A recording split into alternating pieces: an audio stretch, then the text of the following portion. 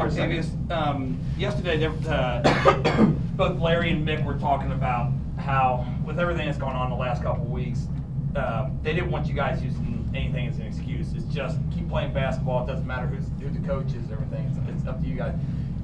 Did it take a little bit of time for that to settle in, to get back and just play? Not really. We just had to still just go out and play, because if we let that stop us, then ain't no telling. We probably would have lost by 50 today. First conference play against a good team, so we just can't let that bother us. Farad, you got hot obviously there in the second half. Can you describe how you were feeling, how that came about? Basically, I was just doing the same thing I always do, being aggressive. And a couple shots didn't fall early, but my coaches and everyone always tell me to play with confidence. So I just kept shooting, and then some fell in, and I started feeling good. So you get in a rhythm like that? Yeah, once I get 1 or 2 to go, I'm pretty much in the rhythm. Once you get what? 1 or 2 to go in. 1 or 2 to go in. Yeah. Troy, they obviously a really good defensive team. Was it just a matter of figuring out what they were trying to do and adjusting to it, the difference between the first half and the second half, or just Farad banging shots? I mean, they play good defense. They load the box real heavy, so it's kind of hard to really adjust versus them. Teams beat them when you do hit shots. It's hard to score in the paint, so if you're knocking down outside shots, it's going to be a rough day. How important is it to win this game in terms of, obviously Coach Cronin being out for the year in terms of games, and this is a very highly ranked opponent. Can you describe what it means to win this game? I mean, a game is a game. Even if he was here, we still wanted to go out and win. So, it really doesn't matter. Troy? Without him, it's difficult. It's difficult, but it's not difficult. The same goal is still to bring back the conference championship. We still see him around. He still runs things from the office, and he still makes the final call. But with Coach Davis, we still got to win for him. Even if he's not on the sideline, we still got to win as a program, as a unit. Octavius, you were 6 of 7 from the floor. What was different about today that just felt like it was clicking? Man, my confidence getting higher and higher every year. Every shot that I take, I practice it in practice. So once I get it off, it feels good once it leaves my hand. Could you feel things loosening up on the inside once he started to hit shots? Their defense had to expand a little bit and then open things up for you guys? Yeah.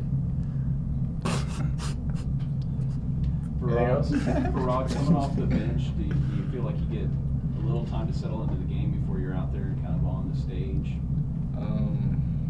It's good because I get to see how the flow of the game is going, but sometimes when I'm out there, my first 1 or 2 shots, maybe I'm just trying to get warmed up, so they usually don't go in.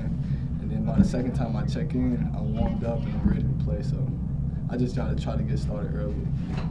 How'd you guys account for, Troy, you could answer this, how'd you guys account for Nick Moore? He's a prolific scorer. Did you guys work on anything in practice to try to prepare to scout him? Yeah. Well, him being as tall as he is, it's kind of hard for him to score in the paint. There's trees in there. So we kind of worked on finding him in transition drills, him pulling up real quick, and following the scouting report. We knew he could shoot coming in, so we tried to, keep that away from him as much as possible. Anything else? Thank you. These 11 a.m. tips are brutal. Oh. I kind of like it though, because you have no time to get nervous. You just jump in until you get up, eat a little breakfast, go play. It's great. You want to ask questions? You want me to talk? Talk. I'm about talked out. Well, I think today our guys exemplified what Coach Cronin's built this program on from day one: supreme toughness, man. And one of the things that, as we wrote on the board to begin, as I was talking to him before the game, was that if we missed shots, if we made shots, no matter what happened on the offensive end, we had to keep defending and rebounding. If we did that, we'd have a chance to win the game. And it wasn't always perfect, and we gave up, a few baskets that we can take away, hopefully in the future. But overall, they kept defending and rebounding, and we found enough offense to get some separation and win. And obviously, Farad Kai came up big. Octavius Ellis made a huge jump shot, late in the game. But the guys, they played as a group on both ends, and again, they just showed supreme toughness and stuck with the foundation of what we built it on, which is defensive rebounding, and hopefully again we continue to get better offensively. I knew today I would have been shocked today if we'd have scored in the 70s today, because they're a very, very good defensive team. They're going to limit you, and at halftime, I thought we would have a chance to win. I wasn't, even though we were down 3, the fact that we got down 8 and didn't fold up to 10, and we had 12 turnovers in the first half. We're only down 3. I knew if we would cut that down and get enough of those possessions that we'd score enough times that we'd have a chance to win. So I wasn't overly worried at halftime. The only thing I really jumped them really hard about at halftime was you cannot turn the ball over, guys, and win. You can't. Not against this team. Okay? Because it's going to be a low possession game both ways. And, we cut it to 6. The second half was still too many, but, we did enough to get enough shots up and win, and ask me questions from there. You guys have played a lot of the matchup zone, but it looked like a lot of man-to-man tonight. Was it just something, and seeing what they were doing that? Yeah, I mean, that's part of the matchup zone. Part of the zone is you play man within that, and at times we were playing man.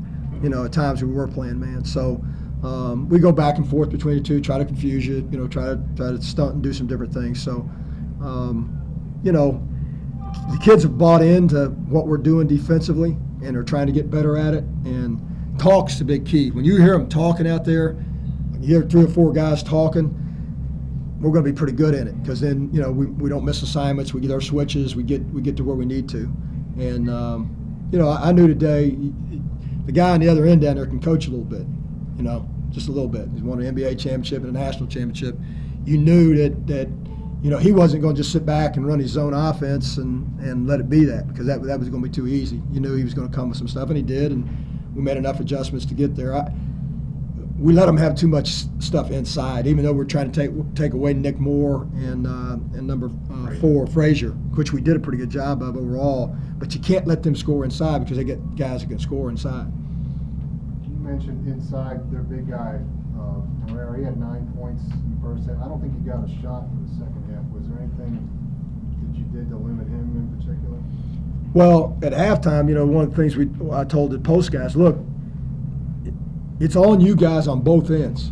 If you're going to continue to let them push you and shove you out of the post, and we can't get post ups and that, then we're going to struggle to win. We're going to struggle to score, guys. You got to be ready to battle.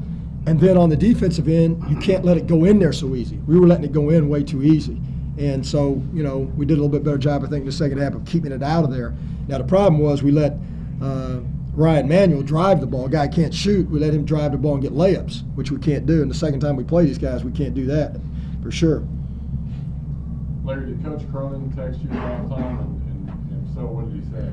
He texted me at halftime and said, stay positive, you only got to win by 1. Keep them positive, you only got to win by 1. Because I think he knew, because, again, we held them to 22 points. It wasn't like they had 35. We held them to 22.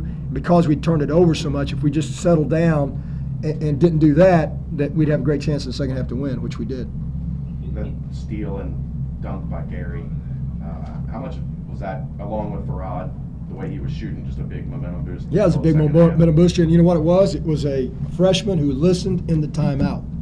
Because what they were doing, they were crossing their 2 wings and they were flashing their post guys, and I said to him, don't let that pass go to the post guy easy. And Gary listened in the timeout, and he poked it away and went down and stole it. I mean, when you got your guys locked in and they're listening, and they can do those kind of things, they can convert it. We don't always do that, but when they can convert it to once you talk to them in a timeout and they can make the adjustment, then you're going to have a chance to win, because, again, those are winning plays, and that was a big momentum booster there. They did it. And, you look and you say, well, Gary only had 8 points. Well, 8 points in a 50-point game is a lot of points.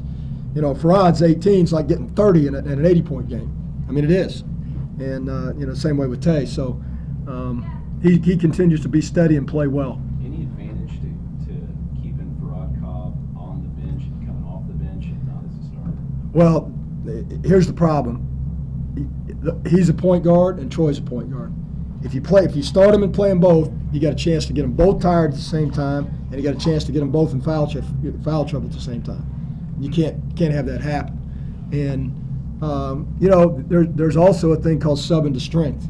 And when you got a guy like Farad who can bring you some offense, make some shots and that, it's a good guy to bring off the bench, and he's settled into that role. He early on, he got caught up like some guys do a little bit, and I don't think he understood why we were doing it. We've talked to him, coaches talked to him, I've talked to him, and he's now accepting it, and he understands that, hey, we can't get both of you in foul trouble at the same time, and we can play this way, and he brings us some spark, off the bench as well. So,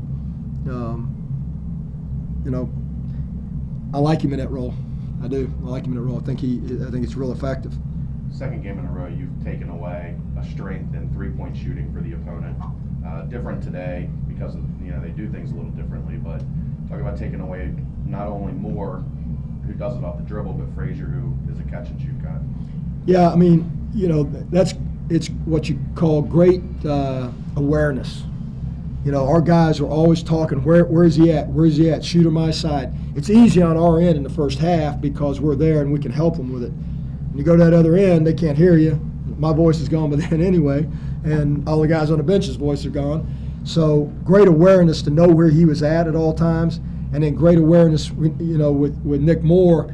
He's a guy, he's a ball handling shooter is what he is. He uses his ball handling to get himself free off a ball screen, get some space, and shoot it in. And again, for the most part, we did a pretty good job on that. We got lost a couple times in transition, didn't get him. Late in the game, we gave up a couple, but overall, and again, that's our guys' awareness and following the scouting report. And I told you guys in a couple of press conferences now, in our staff, we got tremendous guys can scout, man. Those guys are on it. They can scout. They know what they're doing. And it makes your job a lot easier when you're the head coach to have guys like that are so locked in. And the hours they spend, guys, you can't imagine the hours that all of our guys spend in scouting. And so, we had to blow them up one time in the huddle, on a couple things. Hey, that's in the scouting report. You can't let a guy do that. He might do something else, but you can't let a guy do that because that's in the scouting report. And when we take those things away, it's just like, I thought, to be honest with you, in the Nebraska game, the kid number 4, I remember his name. He was like 1 for 15 coming into the game, and he jumped up and made one. Rivers. And we panicked a little bit, and we fouled him twice, running out and chasing him. The game plan on him was to close short.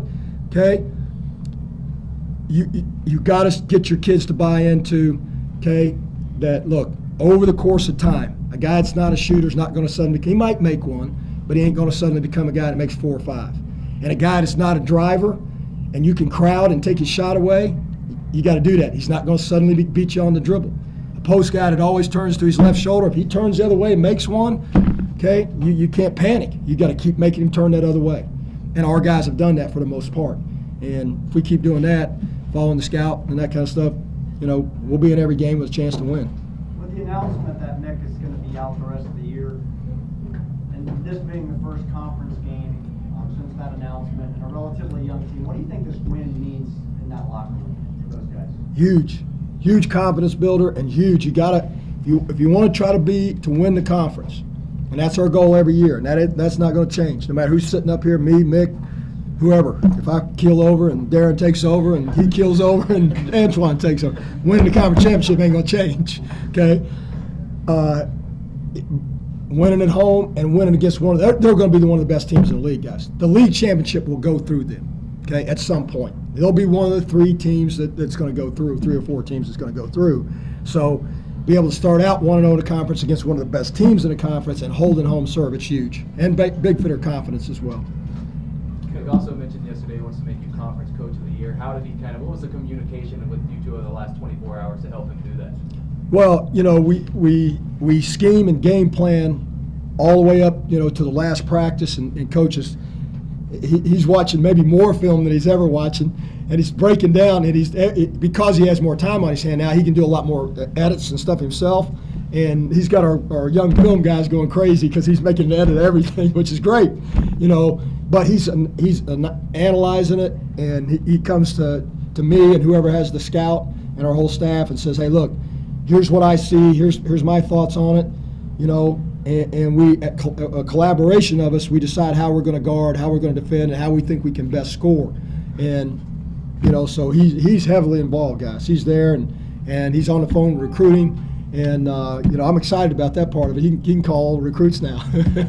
And so, which, will help us. And, he's just got to assure everybody he's going to be fine. He'll be back. And, he's doing that, and he will be. And but to answer your question, right up till game time, he's with us. This morning now, when it comes a few hours before game, he always texts me and says, hey, trust yourself, do your thing, and then he leaves me alone.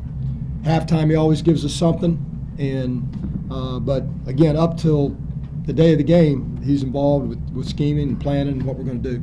Just double checking, he was not here in the building No, for the day. he was Okay. He texted me and said, he goes, you had it all the way, I was napping. That's what he texted me.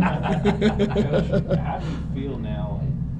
It's been a little while since you were a head coach at Furman, and now what does it feel like to get back into the saddle as a head coach now for multiple games? Do you feel like you're getting into a rhythm? Yeah, I mean, I feel better about it, I feel more confident in what I'm doing in that, again, because it takes a while to make that adjustment. And, I got great kids to work with, so that makes your job a lot easier. And I'm having fun. I mean, it's a hard job. There's a lot, people say there's pressure on you. I addressed that yesterday. I mean, yeah, it's pressure, but not, I mean, like I said, pressure's being in Afghanistan with troops. That's pressure, man. This is basketball.